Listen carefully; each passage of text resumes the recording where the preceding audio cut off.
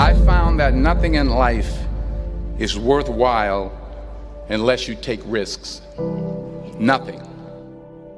Nelson Mandela said, "There is no passion to be found playing small and settling for a life that's less than the one you're capable of living." Now, I'm sure in your experiences in school and applying to college and picking your major and deciding what you want to do with life, I'm sure people have told you to make sure you have something to fall back on. Make sure you got something to fall back on, honey. But I never understood that concept, having something to fall back on.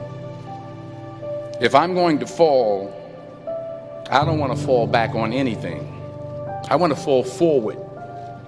I figure at least this way I'll see what I'm going to hit. Without consistency, you'll never finish. So do what you feel passionate about. Take chances.